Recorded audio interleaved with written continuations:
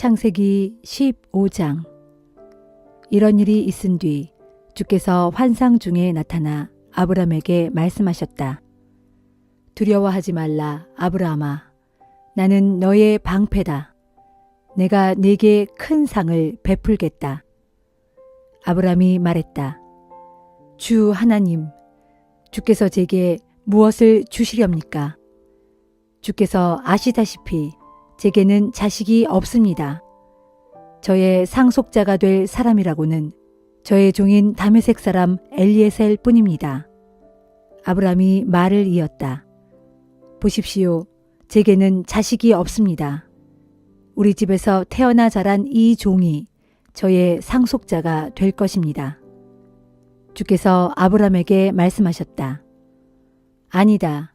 그 종이 네 상속자가 되지는 않을 것이다. 네 몸에서 태어난 자식이 네 상속자가 될 것이다. 그런 후 주께서 아브람을 밖으로 데리고 나가 말씀하셨다. 저 하늘을 쳐다보라. 하늘에 저렇게 총총히 반짝이는 별들을 내가 다 셀 수 있겠느냐? 내 후손이 저 무수한 별들만큼이나 많아질 것이다. 아브람은 주를 믿었다. 주께서는 아브람의 이런 믿음을 보시고 그를 의롭게 여기셨다.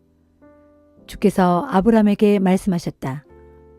나는 이 땅을 네게 주려고 너를 갈대아 우르에서 이끌어낸 주다. 아브람이 주께 여쭈었다. 주 하나님, 제가 이 땅을 대대로 차지하게 된다는 것을 어떻게 알 수 있습니까? 주께서 대답하셨다. 3년 된 암소와 3년 된 암염소와 3년 된 수량을 각각 한 마리씩, 또 어린 산비둘기 한 마리와 어린 집비둘기 한 마리를 내게 가져오너라. 아브람은 이 모든 것을 가져다가 몸통을 반으로 쪼갠 후 양쪽으로 마주보게 차려놓았다. 하지만 비둘기는 쪼개지 않았다. 솔개들이 잡아놓은 재물 위에 내려앉았으나 아브람이 그 솔개들을 쫓아버렸다. 해질 무렵 아브람은 깊은 잠에 떨어졌다. 잠든 중에 아브람은 깊은 어둠의 공포에 사로잡혔다. 주께서 아브람에게 말씀하셨다. 아브람아, 잘 들어두어라. 내 후손들이 이방 땅에서 나그네 신세가 될 것이다. 내 후손들은 그 이방 땅에서 종살이를 하게 될 것인데 그 이방 나라 사람들은 400년 동안 내 후손들을 혹독하게 부려먹고 괴롭힐 것이다.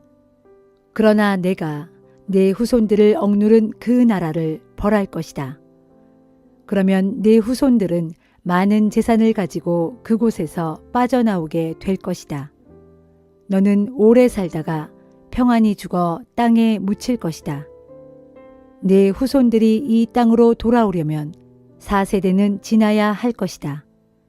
그때까지는 아모리 족속의 죄악이 가득 차지 않을 것이므로 내가 그들을 쫓아내지 않을 것이기 때문이다. 해가 져서 주위에 어둠이 깔릴 무렵이었다. 연기나는 화로와 타오르는 횃불이 갑자기 나타나 쪼개어 진열해 놓은 재물 사이로 지나갔다. 바로 그 날에 주께서 아브람과 언약을 맺으면서 말씀하셨다.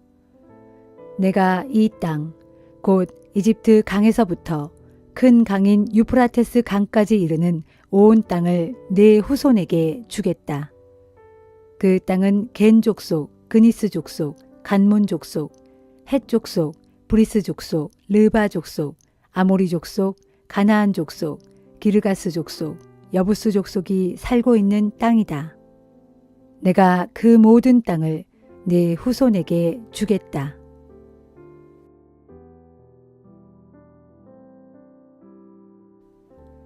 마태복음 14장. 그 무렵 갈릴리 지방을 다스리던 분봉왕 헤롯이 예수에 대한 소문을 듣고 신하들에게 이렇게 말하였다. 그 사람이 바로 세례 요한일 거요. 죽었다가 다시 살아난 것이 틀림없소. 그러기에 그런 기적을 행할 수 있는 게 아니겠소? 일찍이 헤롯은 자기 이복 동생인 빌립의 아내 헤로디아를 빼앗아 데리고 살고 있었는데 아내 헤로디아의 요구에 응하여 세례 요한을 감옥에 가둔 일이 있었다. 그것은 세례 요한이 헤롯에게 헤로디아를 빼앗은 일은 옳지 않다고 누차 지적했기 때문이었다. 그래서 화가 난 헤롯은 세례 요한을 죽이려고 했지만 세례 요한을 예언자로 믿고 있는 민중이 폭동이라도 일으킬까 두려워하여 그를 죽이지 못하고 있었다. 그런데 헤롯의 생일에 헤로디아의 딸이 손님들 앞에서 춤을 추어 헤롯을 매우 기쁘게 해주었다. 그러자 흥이 난 헤롯은 모인 손님들 앞에서 딸에게 무엇이든 원하는 것을 다 들어주겠노라고 맹세하였다. 그때 그 소녀는 어머니 헤로디아가 시키는 대로 세례 요한의 머리를 쟁반에 담아달라고 헤롯 왕에게 요구하였다.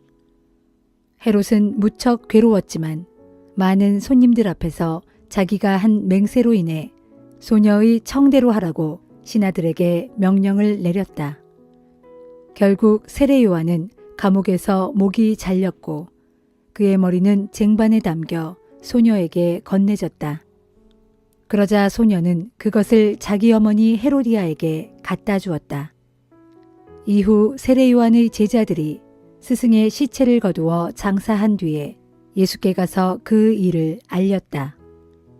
그 소식을 들으시고 예수께서는 그곳을 떠나 배를 타고 혼자 외딴 곳으로 물러나 계셨다. 그런데 그 소문을 들은 사람들이 예수를 뒤따라왔다.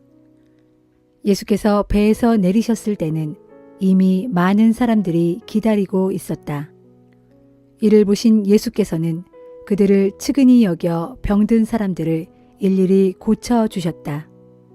저녁 때가 되자 제자들이 와서 예수께 말하였다. 선생님, 이곳은 외딴 곳이고 날도 이미 저물었습니다. 이제는 사람들을 보내어 각자 마을로 가서 자신들이 먹을 것을 사 먹게 하는 것이 좋겠습니다. 그러나 예수께서 제자들에게 말씀하셨다. 아니다, 그럴 필요 없다. 너희가 그들에게 먹을 것을 갖다 주어라. 그러자 제자들이 의아해서 되물었다. 지금 무슨 말씀을 하시는 것입니까? 저희에게는 빵 5덩어리와 물고기 2마리밖에는 아무것도 없습니다. 예수께서 제자들에게 말씀하셨다. 그것을 이리로 가져오너라. 그리고 예수께서는 사람들을 모두 풀밭에 앉게 하신 후 빵 5덩어리와 물고기 2마리를 손에 들고 하늘을 우러러 감사 기도를 드렸다. 그런 다음 빵을 떼어 제자들에게 주시니 제자들이 그 빵을 사람들에게 나누어 주었다. 그렇게 해서 사람들이 모두 배불리 먹었다. 그런 뒤에 남은 빵 조각을 주워 모았더니 12광주리에 가득 찼다. 먹은 사람들은 여자와 어린아이들을 빼고도 남자만 좋기 5,000명가량이나 되었다. 그 후 예수께서는 제자들을 재촉하여 배를 타고 먼저 갈릴리 호수 건너편으로 건너가게 하신 다음 사람들을 집으로 돌려보내셨다. 그리고는 기도를 드리려고 홀로 산으로 올라가셨다. 밤이 되자 물결이 사납게 일었고 제자들은 바다 위에서 큰 어려움을 겪고 있었다. 이른 새벽녘에 예수께서는 물 위를 걸어서 제자들에게 오셨다. 제자들은 예수께서 물 위를 걸어오시는 것을 보고는 겁에 질려 소리쳤다. 유령이다! 예수께서 즉시 제자들을 안심시키셨다. 나다, 두려워하지 말아라. 그러자 베드로가 예수께 말하였다. 주님, 정말 주님이시라면 저더러 물 위로 걸어오라고 하십시오. 그래, 걸어오너라. 주님이 말씀하셨다. 베드로는 배에서 내려 예수를 향해 물 위를 걸어갔다. 그러나 도중에 물결이 높이 일자 베드로는 갑자기 두려움을 느꼈고 그러자 그만 물속으로 빠지고 말았다. 베드로는 소리쳤다. 살려주십시오, 주님! 예수께서 즉시 손을 내밀어 베드로를 붙드시며 말씀하셨다. 믿음이 적은 자여, 왜 의심하였느냐? 예수께서 베드로를 배에 오르게 하자마자 사납게 불던 바람이 즉시 잔잔해졌다. 배 안에 있던 제자들이 예수께 절하며 말했다. 주님, 주님은 참으로 하나님의 아들이십니다. 예수님 일행은 갈릴리 호수를 건너 게네사렛 지방에 이르렀다. 그곳 사람들이 예수를 알아보고는 근방에 두루 사람을 보내어 병자들을 예수께 데리고 왔다. 그러고는 예수님의 옷자락이라도 만지게 해달라고 간청하였다. 그리고 예수의 옷자락을 만진 사람들은 모두 병이 나았다.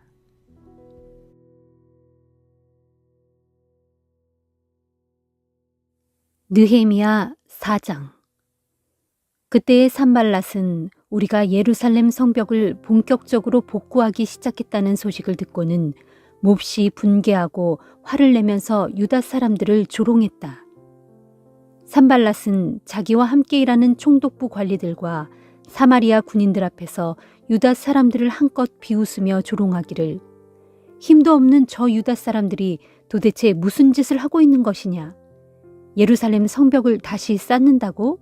거기서 제사를 지내겠다고? 어디 성벽 봉사가 하루 이틀에 끝날 수 있단 말이냐? 불타버린 잿더미 속에서 돌덩이들을 다시 끄집어내어 사용하겠다는 것이냐 하였다. 그러자 산발랏의 곁에 서 있던 암몬 사람 도비아가 맞장구치며 한마디 거들었다.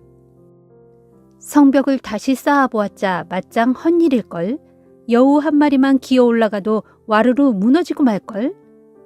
그런 조롱을 듣고 나는 주께 기도를 드렸다. 오 우리 하나님이시여, 우리가 이렇게 경멸을 당하고 있습니다. 저들의 조롱과 모욕을 저들에게 돌려보내 주소서. 저들로 포로가 되게 하셔서 남의 땅으로 끌려가게 하소서. 저들의 죄악을 덮어주지 마시고 저들의 죄악을 주 앞에서 지워버리지 마소서. 저들은 성벽을 재건하고 있는 우리들 앞에서 주를 모욕하고 조롱한 자들입니다. 대적들의 비웃음에도 불구하고 우리 백성들이 온 마음을 다해 성벽 재건에 힘을 쏟았기 때문에 얼마 지나지 않아서 우리는 성벽을 절반의 높이까지 쌓아 올릴 수 있었다. 우리가 예루살렘 성벽 재건을 순조롭게 진행시키고 성벽의 무너진 곳곳을 복구해 나가자 우리의 대적들, 곧 산발락과 도비아와 아라비아 사람들과 암몬 사람들과 아스돗 사람들이 그 소식을 듣고 크게 분개하며 화를 냈다. 그들은 함께 뭉쳐 예루살렘을 쳐서 성벽 재건 공사를 방해하려고 모략을 꾸몄다. 그래서 우리는 우리의 하나님께 기도하고 밤낮으로 보초를 세워서 그들을 바짝 경계하였다. 그런 와중에 유다 사람들은 사기를 잃고 불평을 늘어놓았다. 치워야 할 흙더미는 아직도 산더미 같은데 날마다 짊어지고 나르다 보니 힘이 다 빠져버렸다. 이러다가는 어느 세월에 성벽을 다 쌓을 수 있을까? 더구나 우리의 대적들은 호시탐탐 쳐들어올 기회를 노리며 말하기를, 유다 사람들이 낌새를 채기 전에 순식간에 덮쳐서 그들을 모두 쳐 죽이고 그들의 공사를 끝장내버리자 하였다. 그리하여 대적들 가까이에 살고 있던 유다 사람들이 우리에게로 올라와서 대적들이 사방에서 일어나 우리를 기습적으로 치려 한다고 말하면서 적들의 동태를 10번이나 우리에게 알려주었다.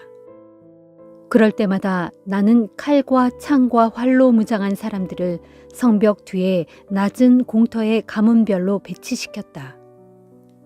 나는 그런 소문을 듣고 두려워하는 백성들을 보고 유지들과 관리들과 그 밖의 백성들에게 이렇게 말했다. 여러분, 조금도 두려워하지 마십시오. 주께서 얼마나 크고 놀라우신 분인지를 기억하고 용기를 내어 여러분의 형제들과 자녀들과 아내와 집을 위하여 담대하게 싸우십시오.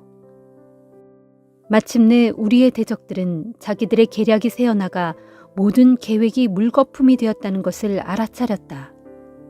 이처럼 우리 하나님께서 대적들의 계략을 꺾으셨으므로 우리는 모두 일터로 돌아와 각자가 맡은 일을 계속해서 다시 시작했다.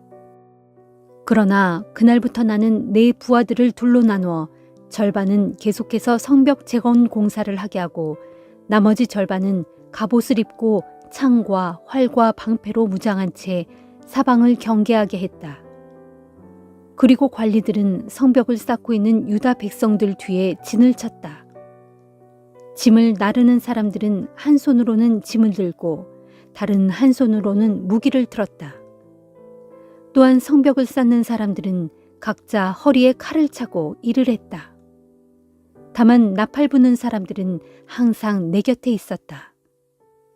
그때 나는 유지들과 관리들과 나머지 백성들에게 말했다.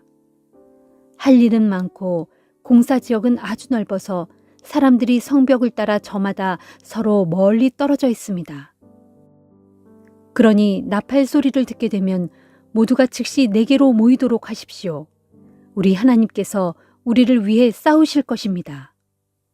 이렇게 하고 나서 우리는 이른 새벽 동이 틀 때부터 저녁 늦게 별이 뜰 때까지 모두가 열심히 일했고 백성들 중 절반은 창을 든 채 일을 했다. 그때 나는 또 백성들에게 이렇게 지시했다. 공사 책임자들과 일꾼들은 밤이면 모두 예루살렘 성 안에 들어와서 묵으면서 보초를 서고 낮에는 일을 하도록 하시오. 나도 내 형제들도 내 부하들과 내 경호원들도 모두가 잠자리에 들 때도 옷을 벗고 눕지 않았고 각자가 항상 무기를 가지고 다녔으며 심지어 물을 마시러 갈 때도 무기를 갖고 갔다.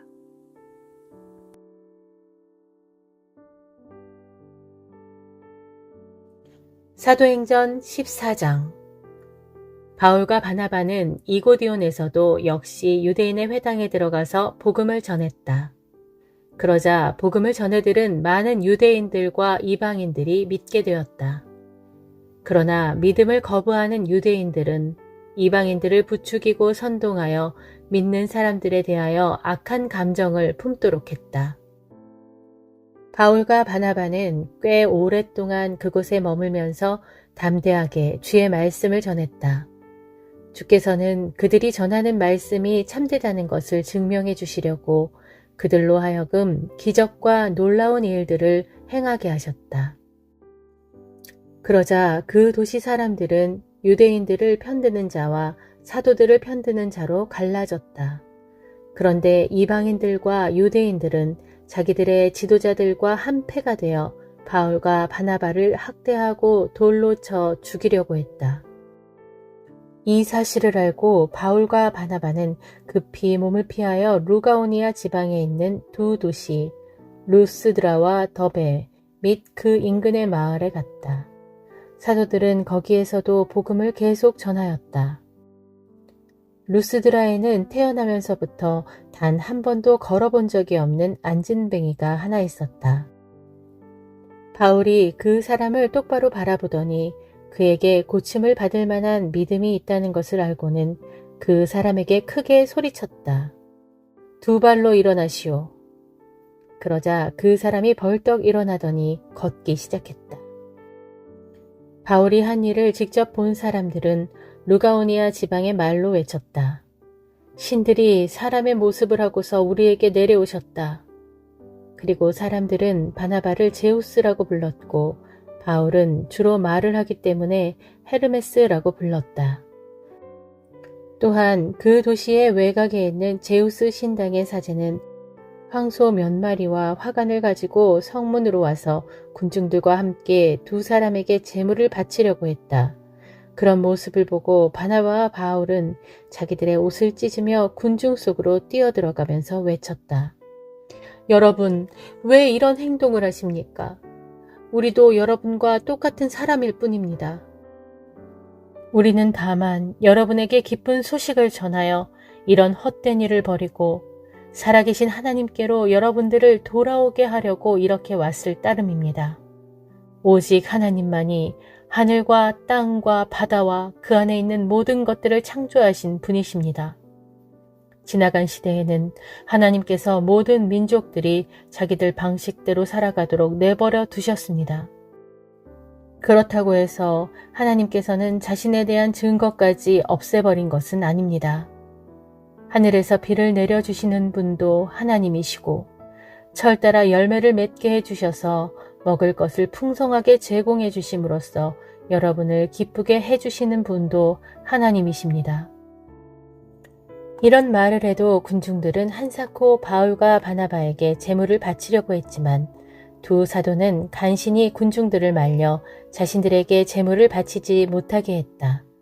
그런데 불과 며칠 후 안디옥과 이고니온 지방에서 우르르 몰려온 유대인들이 그 도시 사람들을 부추기고 선동하여 바울을 돌로 쳤다.